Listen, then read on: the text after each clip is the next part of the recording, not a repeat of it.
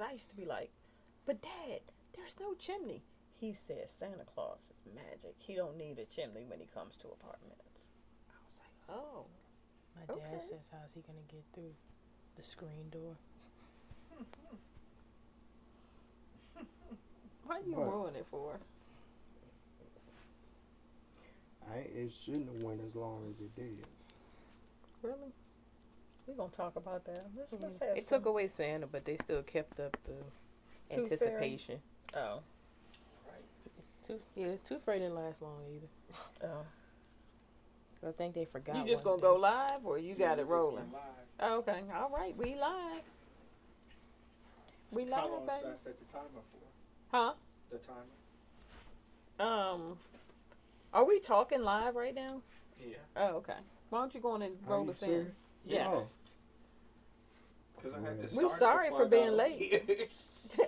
Y'all, we sorry for being late. We just gonna jump right in. Go on. Do your Well, normal welcome thing. to a special edition of the Grace Cafe, Yes. where we talk about real stuff in real time, real people, real situations with real people, but we keep the perspective on God's grace. This is a pretty much Christmas edition of the Grace Cafe, and we have a very distinguished guest. I don't know her name. What your name is? We have a very distinguished guest, my daughter, our daughter, Deamaya, and Minister Joshwyn today. And we're going to talk about the spirit of Christmas and what that means to, you know, what that means to everybody, because it's different. I'm sure it's different for everybody, the spirit of Christmas, depending on the way you were brought up, and we were literally just talking about, you know, when we were kids and whether our parents told us about Santa Claus or made us believe that there was a Santa Claus. And I think I ruined it for my daughter at a very young age, because I think I told her if Santa Claus, if I catch a Santa Claus in my house around my tree, he getting shot. And I think she was like 4 or 5 years old, so I just I pretty much ruined it for her. But I just thought it was important to let her know um, where those gifts was coming from. So It's funny he would say that because my kid's father felt the same way. He was like, I don't want my kids believing no fat white man bringing them nothing down no chimney. And but when I was a kid, my mother and father, they kept this charade going. I mean, they really did. I was just telling them how we didn't have a chimney. And I was like, well, Dad, how is Santa Claus going to get in? He was like, Santa Claus is thrifty. He knows how to get into places. And I was like, okay, you believe everything your dad says.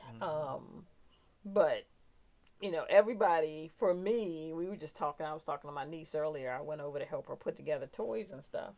And I was like, I don't remember anything from.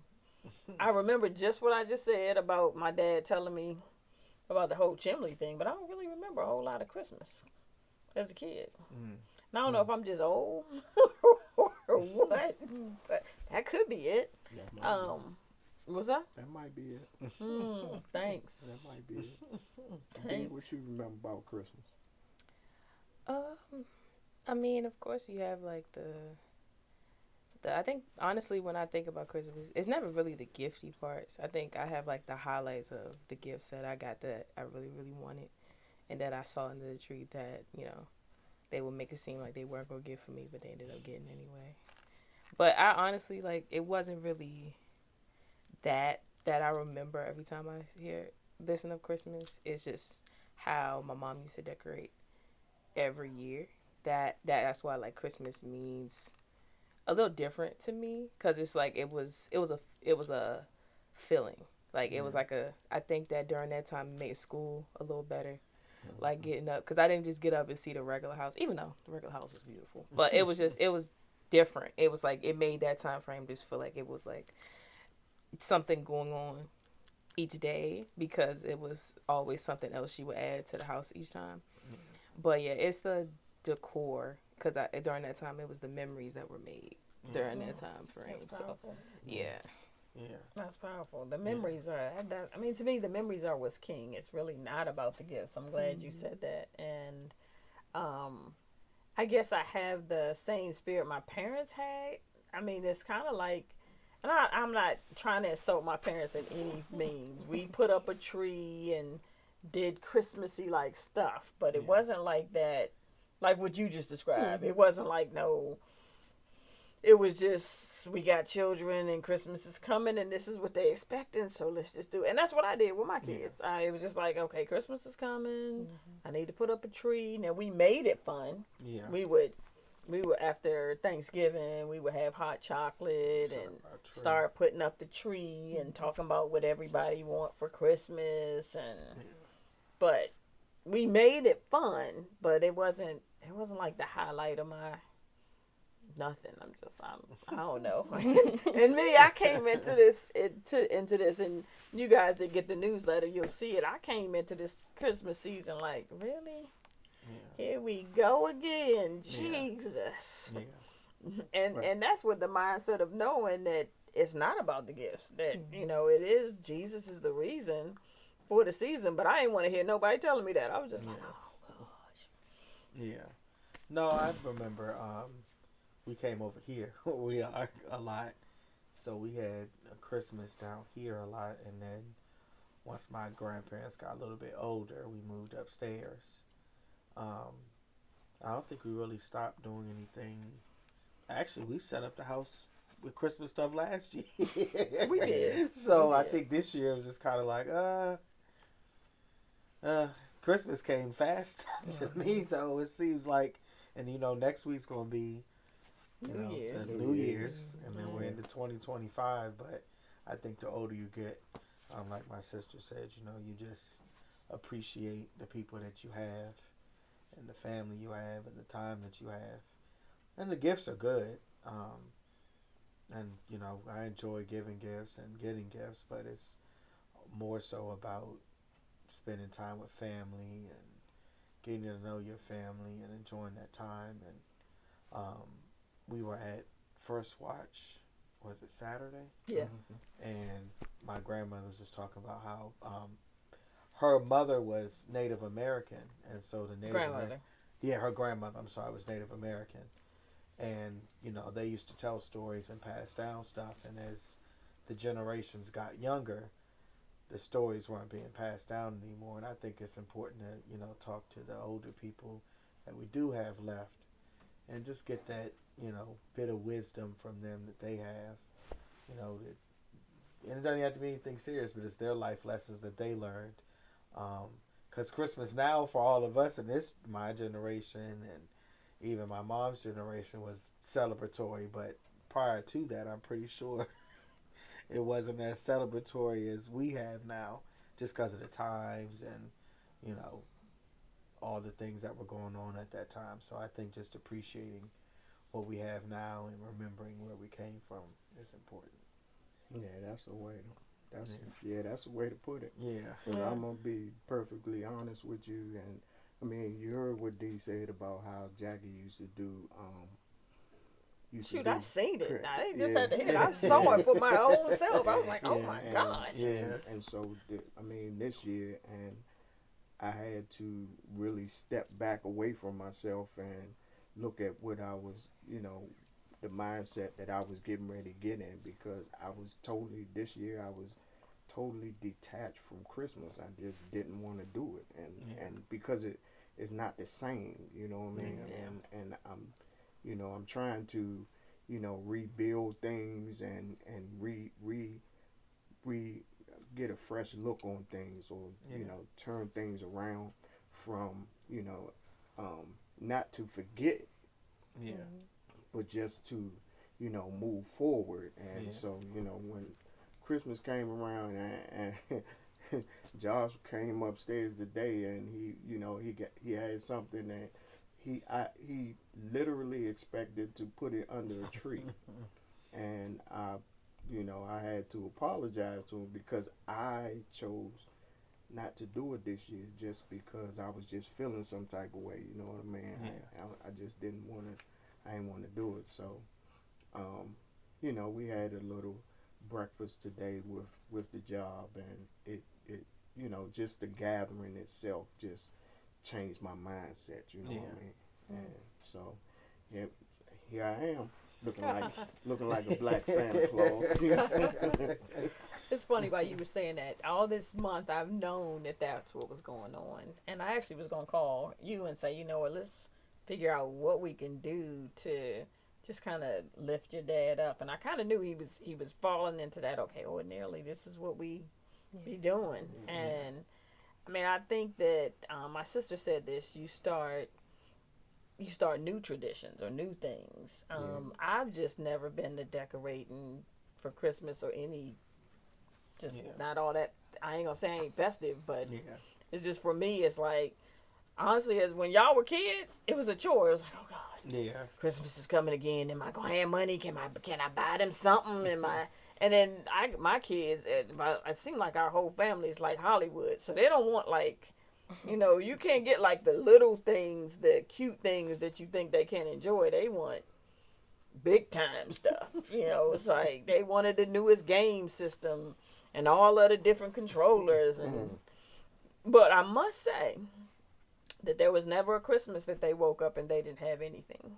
There was never a Christmas that they woke up and they didn't have something that they wanted. They might not have had everything that they wanted, and I still got some of the corny gifts anyway, just because it was fun and the corny gifts are cheaper. So, but it was still, as an adult with children, it was a chore. Christmas was a chore. And mostly because, and not because I didn't understand the reason for Christmas, but mostly because the commercialization of Christmas has made it has taken it out of the context in which God created it. Did you guys know that gift giving came from the three wise men? The whole concept of that's where it started at. The three wise men came to give gifts as a result of Jesus's birth. And that's why we give gifts to each other. Now, there's some other pagan holidays and things that got merged into it. Saint Nicholas was a real person, by the way. A real, I don't want to say philanthropic, I don't know. He was a saint, he was a real person. That's where Saint Nicholas came from. But a lot of our Judo-Christian holidays kind of got merged with pagan holidays, and they became something different than what they were. And as parents, like my parents were doing the same thing. They wanted to make it exciting for us. But at the same time, it was like, oh, wow, here we go again. Can we get what we need for our kids? Can we? And they did the best they could. I applaud what they did. I applaud what I did. Because all we did was press through it. But it devalued the reason for doing it.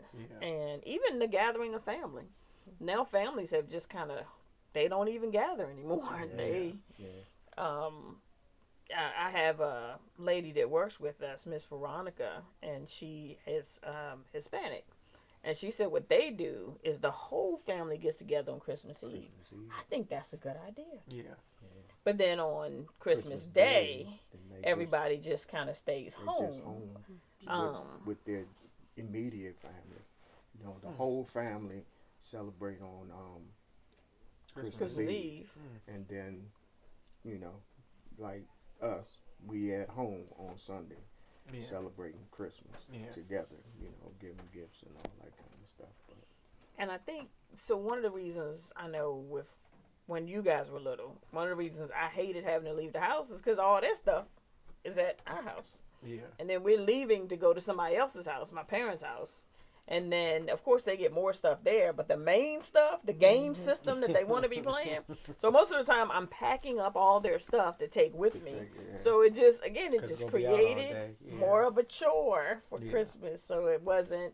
But I've been telling God this whole month, I'm willing to change. I was like, you know, I realized in my own personal life, I lost the mindset and the thought process of understanding this is about the greatest gift that was ever given. and that is Christ. That's This is the greatest gift that could ever be given. That's what this is about. Yeah. It's not about what I can do for somebody or what somebody can do for me. And then the whole pressure of having to buy somebody a gift, like you called and was like, get the neighbors a gift card. Why? Because they gave us a bag of cookies. I love the cookies. They was good, but it ain't in my heart to get them no gift card. So why am I doing that? I just pray they don't watch this. I mean, even if they watch it, Jody, No, I I'm appreciate just the cookies. They were good. But I believe that when it comes to giving gifts, that you do what God puts in your heart to do. Yeah. And what we've done is we've trained our children that, so and so is gonna get you a gift. You need to go get them a gift. If it ain't in your heart to get them a gift, don't you get them no gift. No, we didn't. I didn't train D like that. I trained mine like that. I trained D They like try to that. get something for every aunt and every uncle and everybody, and Well, it just wasn't always feasible. Yeah. Well, it's not. I mean, And the other thing, also, you have to do what you can. And a lot of times, I noticed, and I had to think about it this year. I actually was late because I was trying to get last minute stuff. But sometimes we push ourselves to, get things, and people appreciate your presence more than getting the present. Oh yeah. Sometimes it's just you being around. I got a friend of mine now I was talking to on the way here. I'll probably go see him after, but he was adopted, and his aunt that adopted him passed, so he hasn't really had a Christmas the last 6 years. But for him, he just wants to be invited somewhere to go eat and be around people. He don't really care about did he get an Xbox or some or PlayStation or some shoes or anything like that. And I think sometimes you just have to kind of get the holiday back to that. I mean, I think what she was saying about the commercialization has really ruined it too, because I was Lord forgive me, I was about to cuss somebody out in the mall earlier because they were rushing somebody that was in the line trying to make a decision. I'm like, ma'am, they're closed already, so you can't get no more in the line than you are now. You just gotta wait. I mean, that's just what happens when you, and that's like, I calmed down and I explained to her, this is what happens.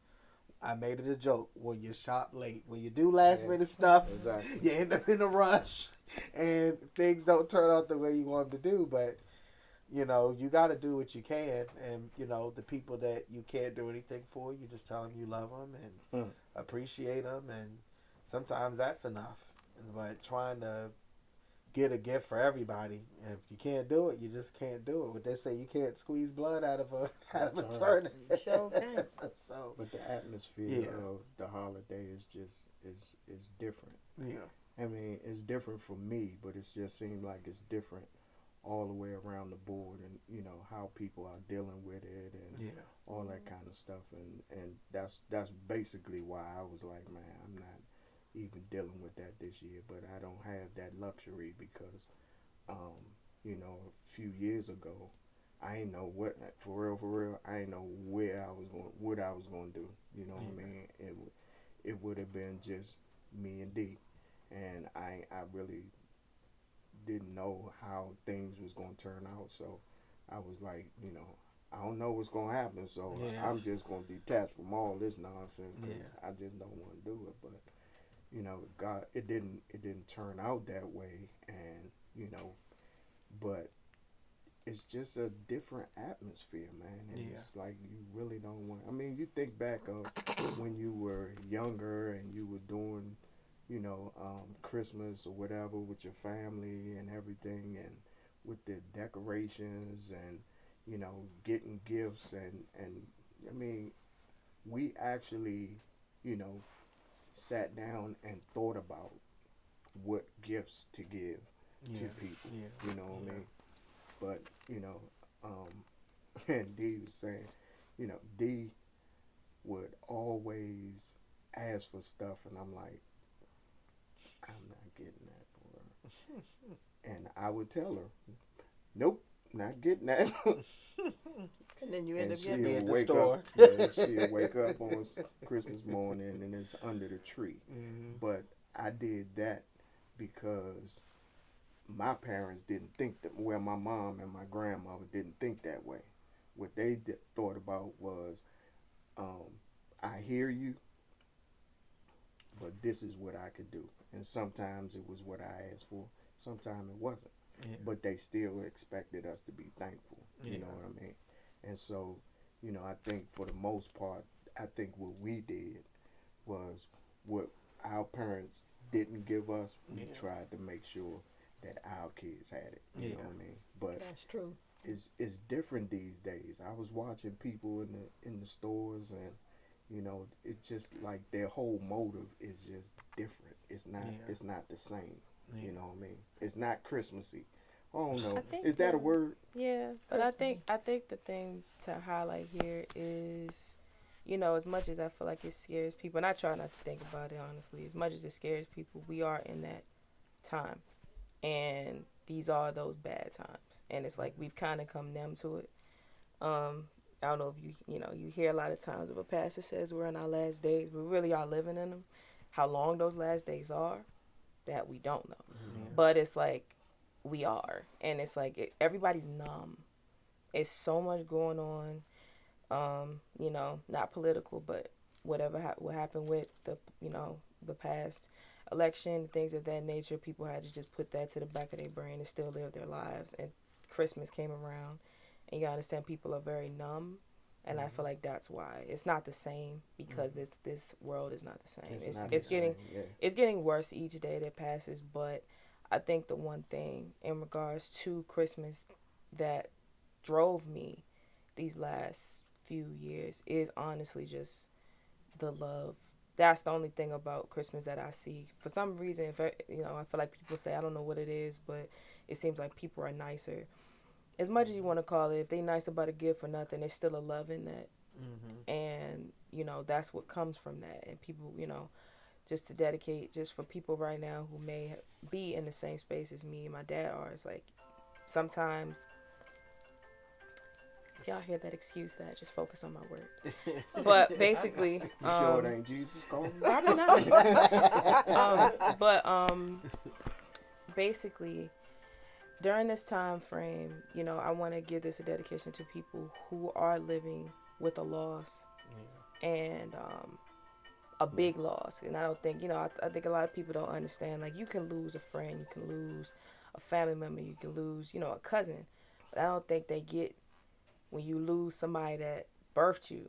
That's birthed you, that you were with for a very long time. It's a different type of thing. And around this time, and I know you say you know how he acts, and honestly, it's the same for me. It's something you can't control, and I know anyone who's watching who may have had deal with this on a daily basis. It gets better, it doesn't leave. That's the hard thing, and that's the harsh reality. It gets better, it doesn't leave, but you gotta understand that it's something that clicks. It just comes out of nowhere. It's a weird thing. It's a weird thing. Like, I go to myself, I may go to my room, like even when I'm at your house, if you see me go to my room, it's just it's a switch. It'll come on, it'll come off, because you gotta understand this is not, it's a hole, and it comes out of nowhere. It's a weird feeling, you don't know what it is, but it's just it's when you were used to something for so long, and it's not that anymore. You gotta let your brain is trying to register it, and it's like that's what it is. It's a weird feeling. Like, if you see, you see him operate, he's just operating. Sometimes he's not here because I'm not here. Well, thank you for explaining that. No, I'm being honest. No, but I'm not. It's like I'll operate. And people will see me, they'll talk to me, but I'm not there. I'm nice. I'm there. I'm present. I'm listening. I can conversate with you. I remember what we're talking about. But really, I'm just. It's like, in a way, I've learned this about mental health. Some people are manic, and what that means is they'll do certain things. They'll continue their day to day, but really their brain is just racing, and they do it just to get it through the day. Like me, I'll like around this time frame, around all holidays, I'm here, but I'm not here really, because if I try to be here, I'm gonna get emotional. It's gonna be a hard time for me. I gotta disconnect in a little way, but at the same time, each year I've not wanted to do anything Christmassy, and I tried to be like him, and really just say I didn't want to do anything. I didn't want to decorate. I didn't want to put anything up. But unfortunately, it seems like Jacqueline just did not let me do that these past few years. It was even from the time she was sick. Yeah. He was always in and out, up at the hospital, or back at the house, up at the hospital, back at the house. I didn't want to do anything, but something told me to do it, and I think I decorated the last year in hopes she would see it when she came home, and I sent her a picture while she was in physical therapy, and that made her feel good that I did what she would have wanted to do.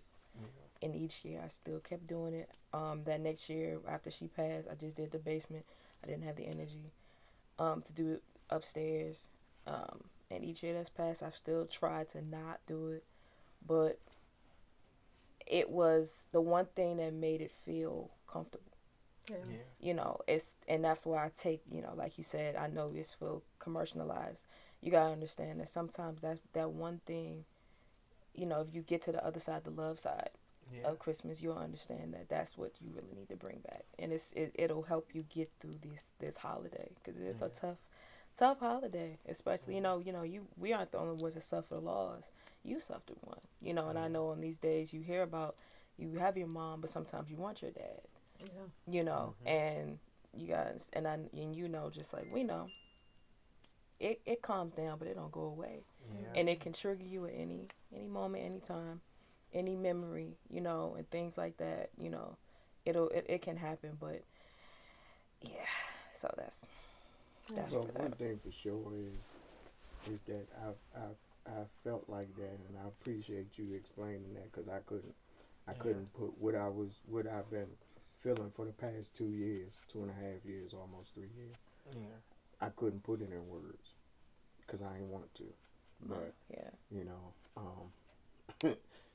this one right here and that one upstairs, and D, because D can be real silly at times, you know what I'm saying? And she just be on jokes when you don't even really want to be on jokes. But the thing is that for real, I made it to this point because I still had D, but then God placed y'all, because for real, when y'all was asking me to go to go to Grace Life and all that. In my mind, I was like, man, I'm not trying to go to no church. And but just traveling with y'all, and that it just helped me get. And I'm not sure that I really grieved. So traveling with y'all helped me get through that time. And then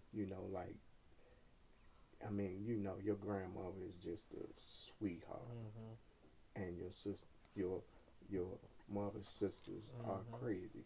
So along with your mother, and so that it helped me to get through that, and I'm sitting here today, but I know sometimes, and what I try to do is, even in these times, I know where I'm supposed to be or how I'm supposed to react or do things, and I know that sometimes I'm in a bad space, but I try my best to keep that away from y'all. You know what I mean?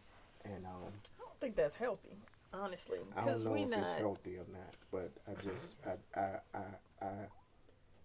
the people I have in my life I care about, and I just don't want to put my ill feelings on them. You know what I mean? So, I just suck it up and keep it moving. The way that my one thing I did start doing that I put off for a very long time was therapy. And it's so funny because I have other friends. My other friend Marion started to do therapy, and then Sierra as well. And when they would just hear about stuff that goes on, in my life and things like that, they would ask me, they'd be like, and you're not in therapy because, and I'm just like, I just haven't done it yet, but I have a life on me. I look like it, but I got a life behind this brain that I done seen a lot, been through a lot, Been through a lot of losses. You know, I'm a very innocent person, not kid. Jesus, I'm not a kid. But you somebody's kid. I think I say kid because I still trying to get that back. Yeah. That's the thing. I try to feel like that again. You know, because that was a time when I was a kid. That's when it seemed like everything was cool. Yeah. I didn't grow up. You know, like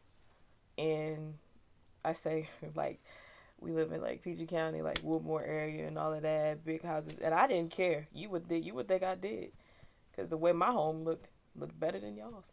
But I didn't really care. I had everything, you know. But one thing I will say that over the years, there were things that happened, you know, life go life. And I feel like they did a good job at trying to protect me from it, you know, and not me seeing it and things like that. But you still see it. I'm a kid. I'm watch everything. But one thing my therapist did say, to get to the point, because I told her one thing that break my heart is she said, like, with these, you have bad days. And I said, well, you know, it depends. She said it's like some days I'll be okay, and then it'll be some day it's just a wave of guilt. And she said, why is that? And I said, because some days it'll be normal. It'll feel like I've been doing this for a long time. And I think that day the wave of guilt is like I got used to my mom not being here. Yeah. And I'm like, I'm scared. As I told her I was scared. On those days I feel scared because I feel like I'm losing my memory of her. And I don't like that, like, because every day I got to do what I got to do. She's not there. I can't keep thinking about it. I'm going to be sad every day. But it's like I feel like I'm losing my memory of her. And I didn't like it. And I said, I feel really bad. And she was like, well, you got to understand that's normal. Everyone does that who suffers a big loss. And she said basically what it is, it's honestly science. She said you got to realize when you deal with a loss and anything bad that happens in your life, your brain is going to automatically push it to the back. Sadly, when it comes to your mom, she said, it's sad now because she's not here. It's not real anymore because she's not here. So your brain associates how you feel when you think of her with those memories. So it pushes it to the back automatically. And, you know, when it comes up, that's why it's emotional, because, you know, you miss her so much. But it automatically does that, so you can't feel bad about it. You know, so I didn't realize that that's what you do, but even with you gotta understand I do that too. But it's, you know, I don't feel like talking about it all the time, just because, you know, I don't know, nowadays people are very genuine, but sometimes I just feel like people don't care. And I think that's another thing about a mindset of somebody who's been through a loss, is you sometimes feel like they be like, well, talk to me, but like I don't feel like you're literally listening. And that person, if they haven't suffered a loss, they don't understand. They can understand to an extent. And that's why I appreciate if you take the time to talk to me, let me vent, cool. But I already know it's a stop, because you're not going to understand what I'm saying, you know. And that's why when I have my moments where it'll put something on me, it almost feels like an attitude. That's the thing. It feels like you got an attitude. The irritability is sky high. And it's like, it's not because you're mad at anyone. It's not because you're upset. It's because you're irritated that, all right, I've been doing good. Why is this doing this today? I don't need this today. Like, you know, and I think it's the wave of emotion. And then you're angry all over again. It's like the same thing that you felt when you lost them comes back over you. So, you know, I guess it's like something that he's trying to, and he did that. My dad, I will say, I was joking aside. He did that even with other things, you know, but I will say he has gotten better with taking the time to allow to express how he feels, because it used to be worse. He didn't like to talk about it. But I feel like, you know, that's something with males nowadays that I wish that they understood that they didn't have to do. Is, I don't know who gave y'all the mindset that venting and saying how you feel and what happened and what you're going through is a woman's thing. I think that's very ignorant. That's beyond ignorant, actually. Yeah. God gave us emotions, and we should, you know, you have to learn how to manage them. And the whole process of grief, it's a process, and a lot of times we do try to push things aside or push things out of our minds, especially if it causes any discomfort. But the challenge with that is those memories will always pop up if you don't allow yourself to process those emotions. It's okay to be sad. It's okay to be hurt.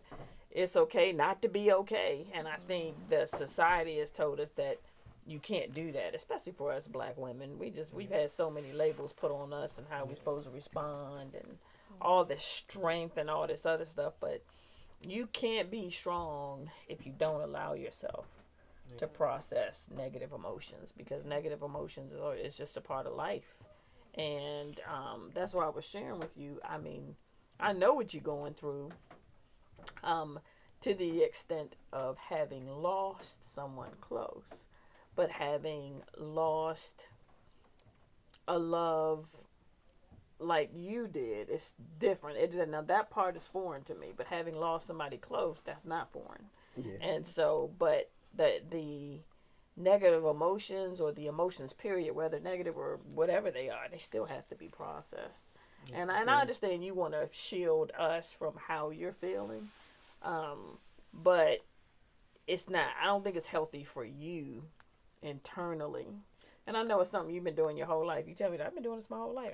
I get it. There's a whole bunch of things I've been doing my whole life that I probably need to change. Well, I get that, but at the same time, is what I've been doing my whole life, but it's the way I've been doing it my whole life. Not because at some point, the way I did things in my life took a turn, and that's what I tried to teach D or anybody else that I come in contact with. I mean, once God like truly saved me and pulled me out of all my mess and all that kind of stuff, then everything that I went through, I mean, I've lost children, parents, and all that kind of stuff, and I'm still here. If I had not surrendered to God, I probably would have been locked up, dead, or somewhere strung out. You know what I mean? But just me being here is just a testament of, what He has taught me over the years. And I mean, and Dia tell you, she old enough to tell you that my attitude was terrible. They used to be like, this is the the joke they had, or the thing that they would say. Let's say this nigga go from 0 to 60. Yeah, it used to be. It used to be really quick, and I think, like I was I think it kind of got, it got that way around like my teen years. Like, but I think it was worse before then, but he started to die down the more he got into ministry and things like that. But it's like when it would be even more, I think I get around my teen years, and I will say around that time with it being like that, because I was a daddy's girl all the way. I'm still am to this stuff, but I think I switched. Oh, sorry. I switched a little bit, I will say around that time, over to Ma, just because around that time, that's when it was really, we started to clash a little bit around that time because of that. But, and I used to I didn't understand, like, and my mom, I didn't understand, like, why he would, like, do that. Like, it used to, like, really irritate me, and I just didn't understand at the time. And I think, it would cause, like, a really long, like, time of things. So here's the thing. Me and my dad are two different, I ain't a signs person, but we're two different people, we're two different signs, but we're the same person. So what that means is if me and my dad clash, and we have like a time where something happened, he's mad at me, then I'm mad at him. Because we're the same person, we'll go days without saying anything to each other. Mom was like the mediator. Like, we would go days. It would be respect. And let me clarify that. That don't mean I disrespected him during that time frame. No, it was just no words. We weren't sitting watching random things, random videos. I would show him, or movies, or anything. I'd be in my room, or if Ma was in there, I was sitting here. He'd come in, I would leave, and I'd go in the room. But we would steer clear of each other, and she would be the one that, and little did I know, she would be talking to us individually and doing little things with each of us to get us back to saying something to each other. And, you know, she was the one that would bring us back together. And it would just be like it would just be a random day. Like, he'll be going to school, and then he'll say something. Then I'll chuckle a little bit. It'll make me mad because I didn't want to laugh. But then it would be done. Because I can't take it back. Those were my best friends. I didn't have a lot of people that I was around. That's why I am the way I am, because I was around my parents a lot. And that I was around my parents a lot, being shown things that I was supposed to see, not you know, what I wasn't supposed to see. I'm like them in every way, shape, or form. So, you know, but I didn't understand it till I got older.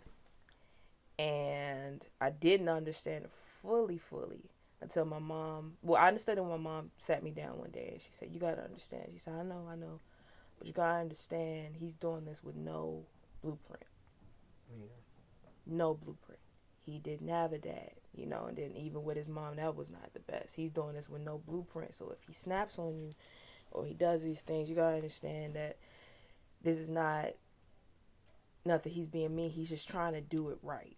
He's not going to get it right all the time, but he's trying to do it right. So even then I was still mad, but I understood it. But it wasn't until Transformed came out. Yeah. If you haven't bought that, I don't understand what you're doing. Should buy that book. But anyway, it wasn't until that came out and I actually, you know, sat and read it. And I think he came in, he was, you know, I was reading it. He came in my room one time and I was like crying. And he was like, "What are you crying for?" And I was like, I just looked at him. I couldn't say anything because I didn't know. My dad don't tell me about everything he's been through. That's a dad for you, but he's not going to tell me everything. Yeah. But that completely changed my mindset in regards to my dad that day, because I didn't understand it, but now I do. That, you know, honestly, he's way stronger than I ever probably thought he was. Because he always thought he was strong because he kept everything afloat, but for a lot of people, for what he's been through, you know, they could have either carried on what was happening, which is a lot in black families. They could have put that on their kid, did that to their kid, and things of that nature. They could have abused their kid. You know, he could have carried it on. He could have just completely detached and decided he didn't want to be a father or all of that, but he didn't. You know, and he was like very loving. He was like very loving. Yeah. And you know,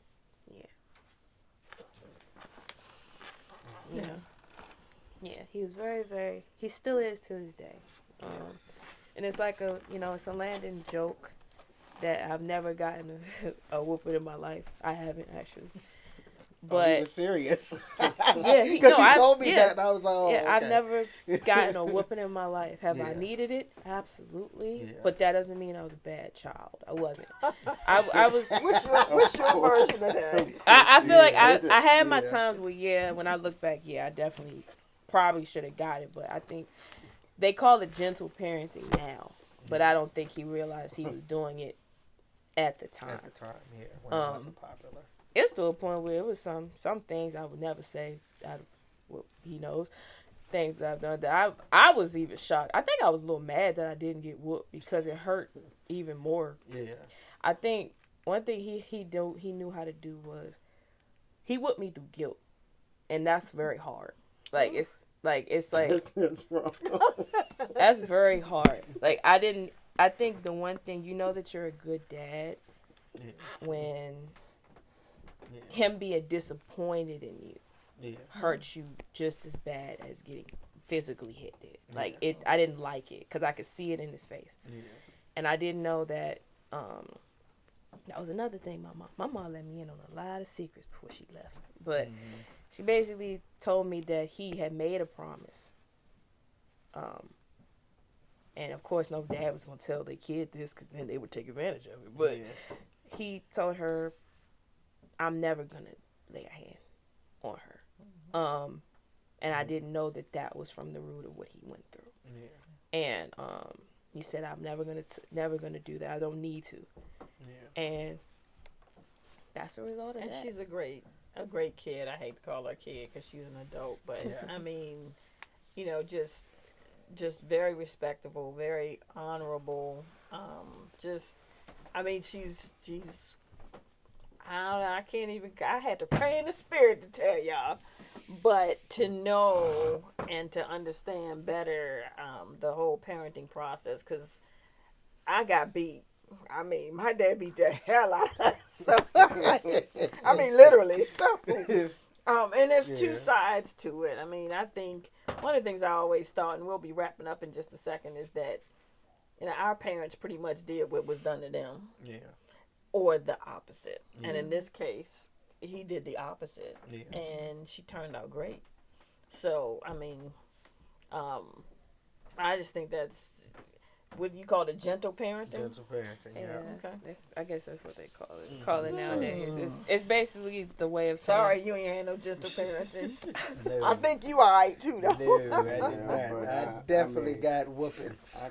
I think, even though you got whoopings, I mean, just no. But there are times I could think of more times where I should have got one that I didn't, than I could think of times that I should have got one and did. If that makes sense. Yeah. And like her, after I wanted the whooping. I don't want to walk around and know my mother was disappointed. I remember I skipped school one day. It's funny because looking back now, I didn't know they had truancy laws in D.C. So I skipped school and went to you'll remember this once I tell it. I went all the way to D.C. to meet this girl. And I got to Union Station, and this police officer started firing. I'm going somewhere with this. And I'm like, what is he firing for? So I got on the escalator. He got on the escalator. So I came back up and started running, and he grabbed my book bag and pulled me back. But long story short, they have truancy laws in D.C. So I got put in these little plastic handcuffs and went to the truancy office. And I had my book bag with me, stupid. So they looked and said, "Oh, well, you went to Westlake," because I wasn't giving my mother's number. So they called the school, got my mother's number, called my mother, and it was a black one. I'll never forget. She said, "Oh, she wants to talk to you." And I can't remember what mom said, but I was like, Lord Jesus, it's going to be bad. And so I went, and she told me to go straight home. And I was like, you're not going to be home till 5. It's 2 o'clock now at this point. I'm going to just go to the mall and wait because I know I'm going to get my butt whooped. I just knew it. And I got home and waited, and she came home. And she didn't say anything. She went and cooked and, did her thing, and that was it. And I went to bed, but we talked later that evening once and I would have rather got the whooping because you don't, if you're a good kid, you don't want to disappoint your parents. Even if you've done something that you knew wasn't right, your mindset wasn't, I'm trying to disappoint them, I'm trying to make them upset. Your mindset was, I'm doing this and hopefully they don't find out because you didn't want them to be disappointed. And so that was one of the times I was for sure thought that I was going to get the beating of a lifetime. But between, her and my granddad, him too, that was just, it was just like, no, I don't want to disappoint them. And my granddad was the guy that was my dad. Like when I was born and you do the skin-to-skin contact, that's who I did that with because I didn't have my dad. And so when I would do some really bad stuff, she knew who to call. And he would call me, and I think I got one whooping from my granddad in my entire life. But all the other times, it was a tongue lashing. And not to hurt me, but more so just, like I said, just the disappointment. And so I think both parenting's work. I think getting the whoopings works, but I think also the gentle parenting works as well. And sometimes you just got to find the balance between, whooping your child versus, and everybody's different. Like my aunt didn't whoop her kids. aunt? Huh? What aunt? What y'all? Elijah did not. Okay, I take that back. My aunt did not with one child. Okay, yeah, you said the kid right. Let me get, because I remember her beating Michael and just, she didn't beat Elijah. I And don't know if she didn't beat him or not. I just think you, as a parent, what you don't want to do is parent your children out of your own guilt. yeah, You know, you parent your children the best you can, as we all do. But sometimes I was beating y'all just because I ain't want to be embarrassed. yeah. Or I was beating y'all because you embarrassed me. And it's like, yeah, I don't beat no child for that. You need to be teaching the child a lesson. And yeah, you don't want them to embarrass you, but you want to teach them, okay, this is why you don't do that. Yeah. But Well, the thing is some kids need to be beat. I was gonna say I'm this. sorry. Some of these I young, mean, that's these young just chillins. because I mean, by us having this conversation, both of y'all, people can look at you and tell that your parents raised you right. Yeah. Don't matter if you do something wrong or if you go left or whatever. They can look at you, they can listen to you, they can, just watch you and tell that your parents raised you right. Yeah. Right? And so, I mean, it's just I watch things on social media sometimes, and oh my gosh, some stuff is crazy. and it's one that really gets me because they run it all the time, but they'll show something and then they'll have this little girl talking about what the F, and I'm like, and it's funny to them. I could never done. If D would have did anything like that, I'd have tore her tail up. Then anybody beat her. I'd have tore her tail up. But I didn't have to do that because, I mean, I did not whoop her because, I felt like I turned out the way I turned out because I got whoopings. You know what I mean? But, just in some instances, people can look at you and know that you're, people could look at me and knew my mother raised me right. I just was hard-headed. I was a knucklehead. The thing is, you mentioned how Dee wouldn't have done anything because she wasn't exposed to it. See, a lot of these kids now are being exposed to so much adult stuff. Yeah, true. Okay, I'll say this. I'll say that. I was actually about to say this, which made it funny.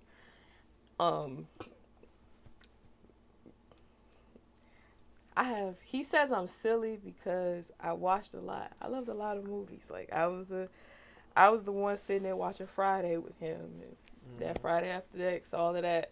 So he would let, I think, I don't know. I feel like my dad always said I was a different type of kid because I saw these things. I saw these movies, these classic black movies. And I think he used to get a little scared because I used to laugh a little hard too much during like the curse parts, and he would wonder why I'm laughing so hard. She was cussing.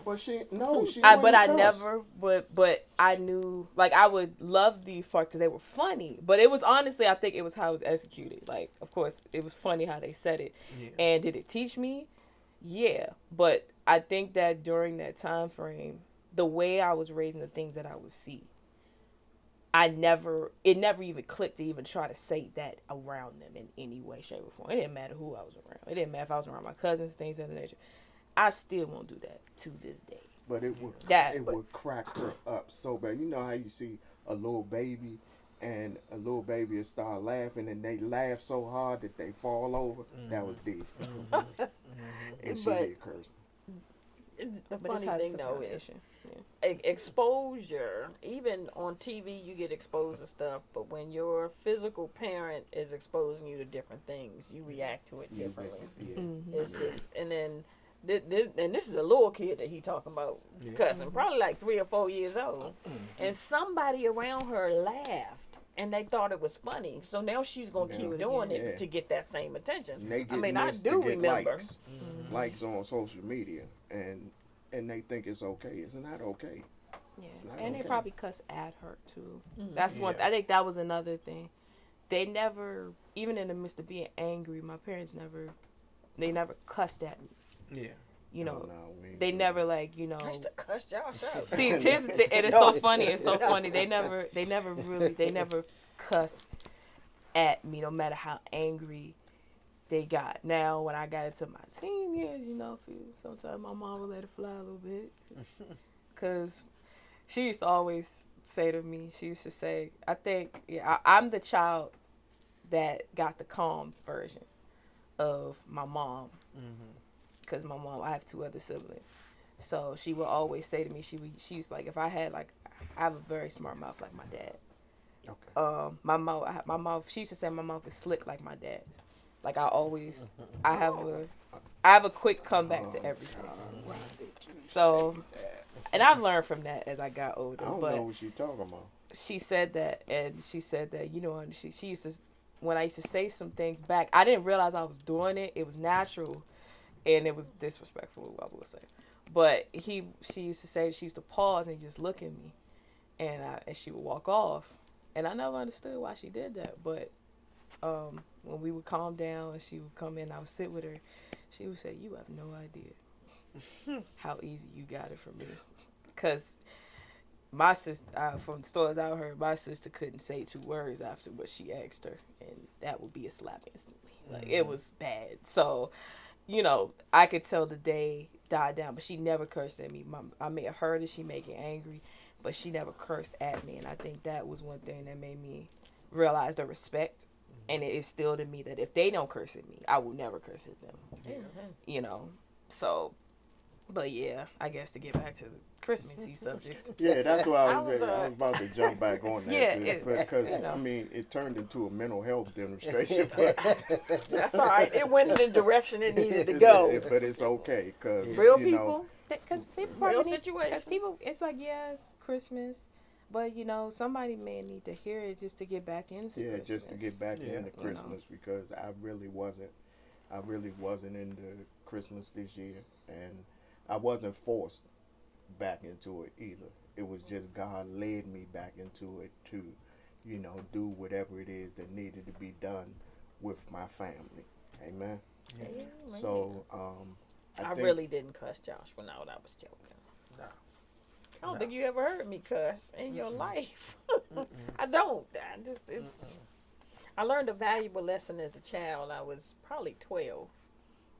And then he's getting ready to close it out. I apologize. No, you good. But I was 12. I was in a 7-Eleven right around where we live at, right at Georgia Avenue and Connecticut Avenue. And I was cussing like a sailor. I felt like just cussing. And this old Jewish white lady, she grabbed me by the hand, and she literally dragged me out the store. And she looked at me and she said, you got a potty mouth. And she said, as long as you keep talking like that, those are the type of people you're going to attract. I stood there and I thought to myself, what is she talking about? But I kept hearing her say it over and over and over again. And maybe it took a few weeks, but I realized what she was saying was, if you continue to conduct yourself like this, that's what you're going to attract to yourself. You're going to get what you put out. Yeah. So I hadn't cussed since then. Yeah. I ain't never said no F-bomb, no nothing. It's just nothing. I might talk about the stuff they have in the Bible. But other than that, and that's just reading the Bible. But I'm not arbitrarily. Huh? There's no whole lot in I got a lot of stuff in the Bible that you could say that you can't say. I mean. Oh, I see what you're saying. Yeah. There's not a lot in there that you know, that's like vulgar, but. And I never heard my parents cuss until I was an adult. Yeah. I was like, I just didn't think they did it. Yeah, and then one day, I heard it. I was like, While we on that subject, the reason why I never cursed at her, because regardless of what, you know, what the dynamic of my household when I was a kid, my mother would tear my tail up and never cuss. Yeah. I never heard my mother, in all my mother was 55 when she passed away. I had never in my whole life heard her use a curse word. Never. Wow. Yeah. Whew. And so that was, you know, that was something that I always held on to in my mind. You know, it was like, you know, she whooped me, but you know, I in the neighborhood that I came up in, man, I heard people talk to their kids all kinds of ways, but that was never my mom. You know what I mean? So at some point I had to, you know, like reframe my mind into, you know, thinking that maybe I deserve them whoopings. But anyway, Christmas. Yes. And you know, I mean, it's different ways to look at Christmas. There's different ways to see Christmas, but I think the best way to look at Christmas and to get into the spirit of Christmas is to understand that it ain't about the gifts we give. It's not a bit about the gifts that we're given. It's about the gift that was given to us. Yeah. Amen. Amen. So with that, I'm gonna go ahead and wrap things up, and we want to thank you for tuning in. I know we went a little long, but I think it was needed. So we'll see you in the new year. I think we are. This the light. Yeah. This. Can we do that from our family to yours? Merry Christmas. Merry Christmas. Happy Merry New Year. Christmas, everybody. Merry Christmas. Oh, okay. Happy New Year. Are we Amen. doing Saturday service? Yes, we are. Oh, we doing okay. So we'll be here Saturday. 10 a.m. 10 a.m. It's 10 a.m. 10 a.m. Look, they look like it's 10 a.m. We pray it's 10 a.m. I'm working with the landlord to see if we can go to morning instead of evening services. Yeah. So, Amen. That'd be 1401 University Boulevard, Hyattsville, Maryland, Suite G120. Come and holler at us. All right. We'll be around. We'll see you guys later. Happy you so much. holidays. Happy holidays. Merry Peace. Christmas. Thank you. B. That was therapeutic. Come now. It was. Yeah, I ain't think it was going. I thought we was gonna be on acting crazy. Oh, we can do that crazy next time. Yeah. Yeah. My stomach was growling like nobody's business, so I was like, don't.